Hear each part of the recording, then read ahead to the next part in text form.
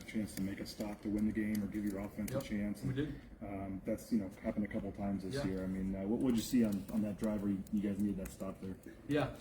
I mean, a bunch of stuff kind of came up for us. Obviously, first and foremost, I got to make sure our guys are in better positions at the end of that game, Jay.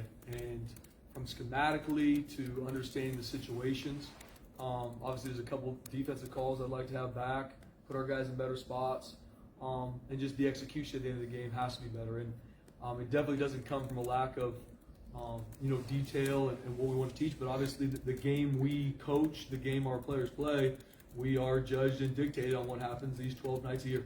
And that's the reason you love college football, is so much rides on these games. So you as a coaching staff and other players, we put so much into winning that football game. And we didn't get it done at the end of the game, especially to your point, BJ. There's been a couple times, UCF, the 2-minute drive, San Diego State later in the game, Memphis, obviously this past weekend. And so we're looking at it holistically. Once again, how I can put our guys in better spots and how we can execute to get that stop, to keep it a one-score game, so our offense can go down and score one game. Spence, when we look at kind of the big picture of your defense, is there anything that you like that has to happen and hopefully it snowballs from there to equal better results? Is it like I said, is it stopping the run? Is it preventing big plays? Yeah. What is it that can snowball? The biggest focus for us as a whole group, as a whole unit, is just the discipline to do our job every play. And that doesn't just start on Saturday. And I don't say that in regards to that's the only thing. There's a lot of different things from, like I said, schematically, me making sure our guys are in better spots, fundamentals, techniques. But we got, and I've told you guys this week in and week out, and I know it probably feels like that, we got a group of guys that this place cares to them. The brotherhood matters to them. They love playing for this team.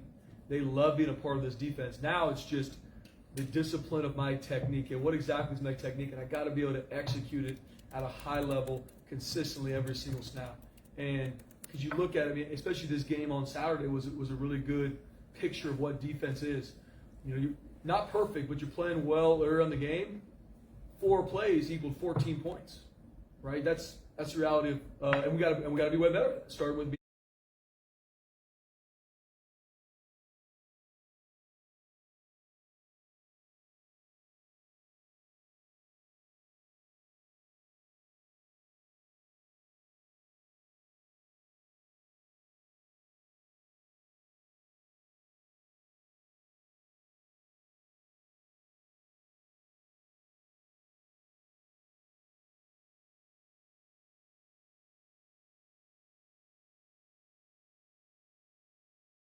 to make sure we're in better spots. But that's what it is. And so the discipline to do our job, if it's from the front to the back end, and doing that consistently, we can't have any lulls. And when that happens, explosive plays are created, and then a team's able to move the ball on you.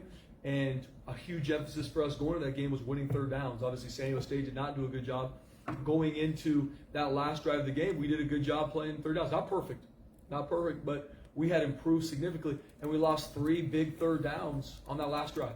And so once again, 100% starts and ends with me. I got to make sure our guys are in better spots to win those third downs.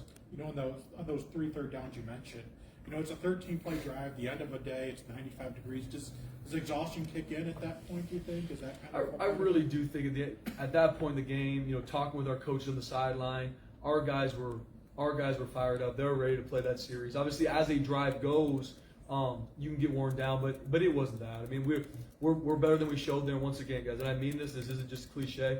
I got to make sure I put our guys in better spots because we had 3 opportunities to get off the field, and we lost all 3. Going into that night, this is off the top of my head, I think that we had held them to 4 of 11, I think, on third down to that point, and those last 3 were obviously monumental. And then some missed tackles brought them all the way down to the 5-yard line. And they scored. And then all of a sudden now it's a 2-score game, and it's a much higher hill to climb. How are you? I mean, you've got a pretty good track record. You've coached a lot of good defenses and been a part of a lot of good defenses, and it's kind of rare air for you to probably be experiencing something like this, just seeing where the stats are and where it is. How are you come up here, you take the blame yourself, you do all this, but how hard is it, I guess, to figure out what is actually going on here, and how hard, I guess, whether you're in the building or at home with your family, like how hard is this for you right now?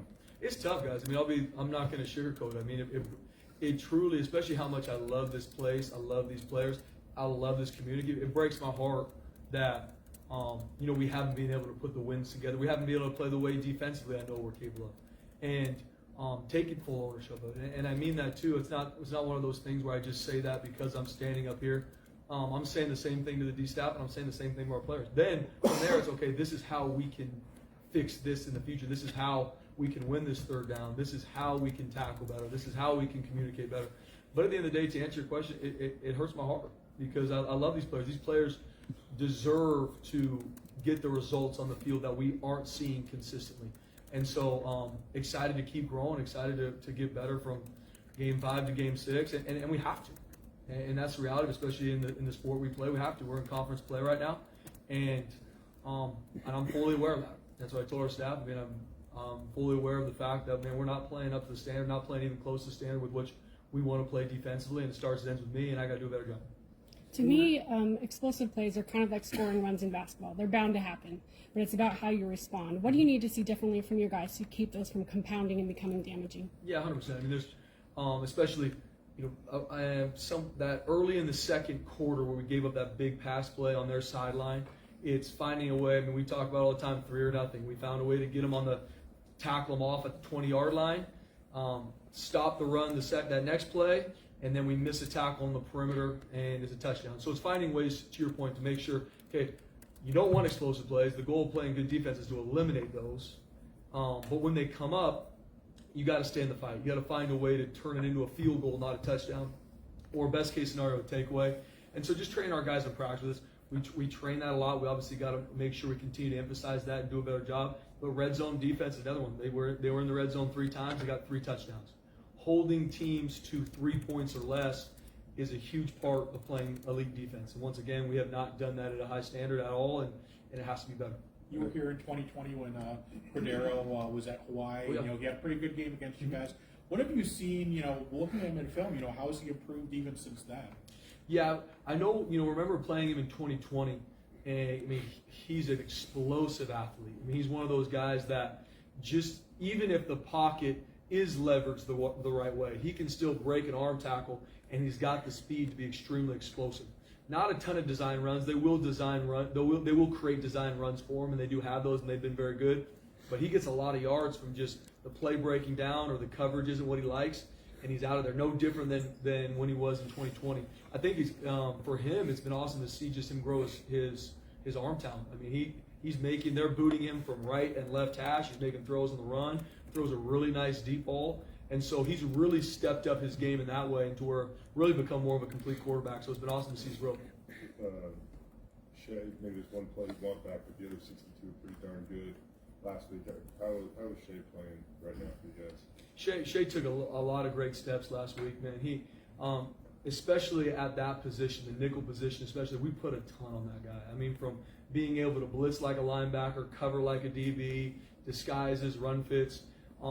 And he took some big steps last week. Probably had one of his better games. Now, I mean, he had a couple tackles with open space that are really tough to make, and he made them. Obviously, still, some plays in that game that we're excited for Shea to grow to play better in those situations. But excited to where he's growing because he's a phenomenal young man. I mean, he's up there right now studying, and his best football is in front of him. Especially, we put a lot of him. So I'm proud of where he's growing. Excited him to take another big step. What do you think about his character? He's phenomenal. Yeah. An unbelievable young man in every which way. I mean, he's a phenomenal to be around. He's a low ego, high output guy in the field, doesn't say much, goes out and works, and he's consistently grown year in and year out since he's here. And obviously being the starter, being the guy that we put a lot on, even early on this season, doing some things that we knew he needed to continue to grow and work on. And he is more excited to continue to grow than any coach. It's not us having to be like, Shea, this needs to improve. He's already in there watching it, studying it, getting extra work in after practice. And it's shown. He's continued to play better as the season's gone on. And obviously we still need to take a big jump from week 5, week 6. The last, 5 weeks, you and Andy have kind of come up here and talked about the defense and said we need to get better technique and fundamentals. I mean, there are things that have gotten better. The tackling was far better this last game. But how do you guys change the message or change things in practice to get what you guys are saying needs to get better to actually get better? Yeah, I think, just like anything, and it's a really good question, is after a win, after a loss, obviously the loss this past weekend, as a coach, you're never going to go in and be like, guys, right, here's completely new things we're going to talk about right now, right? Yeah. Because that's not why you win or lose football games. It comes down to the emphasis and the details of which we preach from January when we start to obviously now we're really in the mid of season. So it's not so much changing the tune. Obviously, us as coaches just got to continue to do a good job with A, how it's presented, and then even more importantly, B, how it's practiced and executed in practice. Because at the end of the day, how you practice, how you prep is how you're going to play.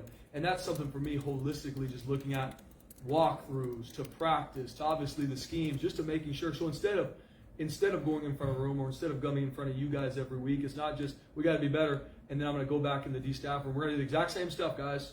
Same practice, same. We can't, right? You got to always find ways to improve and do things better. Even if we were winning and succeeding, you still got to continue to be on the cutting edge to make sure is there a better way to teach this technique? Is there a better way to put our guys in tackling positions in practice where they're going to see those in the game? So, long-winded answer to your question is, we're always hitting the same emphasis with our guys. Are we communicating and playing with great eye control in the pre-snap? Yes or no? Is it consistent enough to where we can eliminate explosive plays? Secondly, is our pursuit the way it needs to where if someone misses a tackle, his brother's right there with him?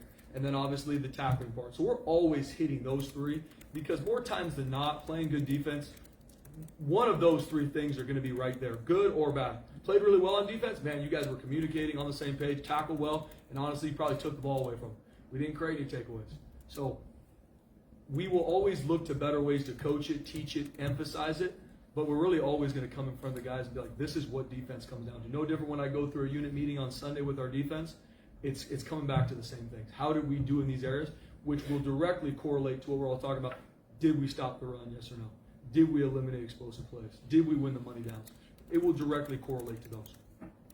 It's like, with DJI, your most experienced guy on defense isn't available. You guys got pretty young, in a hurry on defense. When it comes to the guys you added out of the portal, how much do you need, some of those guys to come along, because usually those are the guys that are the immediate answers. Yeah, I mean, the way college football is, and obviously, just in general, everyone you bring into the program, you see even our freshmen, you got Ty Benefield playing a ton, Chase Martin's playing a ton, special teams is going to even play more on defense. So from freshman to a JC transfer in Amari McCoy to transfer portal Sheldon Newton, it's all hands on deck. And that's the same way we talk to our guys. And obviously guys that came in June, there were some guys that came in January. At this point, we're week 6. Our guys know what's expected. Our guys know these techniques. Our guys understand what we want to do defensively. Now we just got to do it better. We got to present it better as coaches. We got to make sure it's very clear and concise to do exactly what it's supposed to be, regardless of what they do offensively. This is how we want you to do this. So then it can build their confidence, be able to execute at a high level, because it is all hands on deck. We want, from a depth standpoint to the guys that are playing, we need to make sure everybody's growing at the highest rate they can, because we need to as the week goes. We're in conference play now, and at the top of this team meeting room, it says that our goal is to win a conference championship and a bowl game. That's what it is. That's what it's been since January, and so that's been our biggest thing to our players is, guys, as frustrated as it might be right now where our record is, and trust me, as coaches too, like BJ was saying, as frustrated as we might be or just disappointed in how we played, we still have our goals right in front of us. Now, they can easily go away if we don't play the way we need to every week going forward, but we need everybody to step up, and even with a younger defense, especially with DJ and Alex Tubner out, you get a little bit even more young. Our guys have played enough football now. We're into week 6. It's time for everybody's cut their teeth, and now it's time for us to play at a higher level. Another week where Marco was just all over the field for you guys. Just how much better is he getting every week, and just how high is it going to be for him, especially if I don't know how long DJ's going to be out. Yeah. As he continues to fill in for him, how good can he be? I'm extremely proud of how Marco's played. I mean, you talk once again about a guy that really is a freshman in regards to playing, because this is really his first year playing after tearing his ACL last year. So you talk about a freshman stepping into the Mike linebacker position, especially with what we put on him from a schematic, from a communication standpoint, and he stepped up in a high level. I mean, he can handle stuff on the field. If you guys are able to watch him, just watch him operate on the field. He sets fronts, communicates, make sure we're all on the same page. And he played every snap of that game pretty much. And you talk about a guy that still plays with a relentless motor, not perfect, still excited to see him continue to grow, but very proud of where he is and where he's growing to, not only this year, but even in the years to come.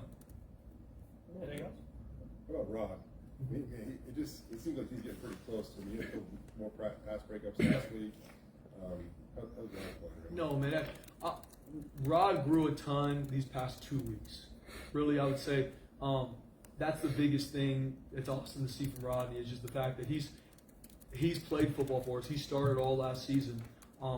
Did some things early on in the season that he knew he was better than, right? We knew he was better than, and he took ownership for it. He's out there focused on the techniques of, be it man coverage, post technique, whatever that is for him, and he's focused on it. He's worked at it, and his discipline to do his job with his eyes, his technique, and he's gotten better. I mean, he had a couple big time plays in the game, a couple really big tackles. Now, same thing for Rod, as same for everybody in our defense. This is where we're at right now, week 5 going to week 6. We still need a big jump from him the same way we need a big jump from everybody on the field, because that's just where we're at. We got to put it all together now and not just have 8 guys doing a really good job and 3 maybe not. Now it's an elite defense. You have to be doing that together. We have to be on the same page and doing it together consistently. Can't do it for 60 snaps and 7 of them not, because then all of a sudden everyone's like, why'd you give up this many points? That's what defense is. Can't punt. You don't got any redos. There's no, well, it's what it is. And that's the exciting part of playing on this side of the ball. That's the exciting part of being a part of this group, because it is that razor's edge. There's no redos. And our guys understand that. We're battle tested, and now it's got to show up on the field, and we've obviously got a huge opponent coming to the book. 2 quarterback systems. Randy said you guys are going to have one here offensively. You've coached against them. What problems will they cause, the San Jose State coaching staff this week? Yeah, I mean, I think just both of them do so many different things well. Obviously, Taylor Green, from what he can do with the football in his hands, running and throwing the ball. But I mean, you talk about if I was, going against our offense through fall camp, through spring ball. I mean, what Taylor Green can do with the ball in his hands, you have to create different numbers for him.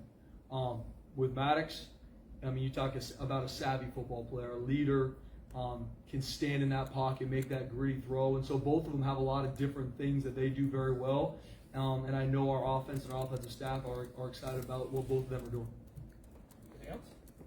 All right, thank you. Appreciate it, guys.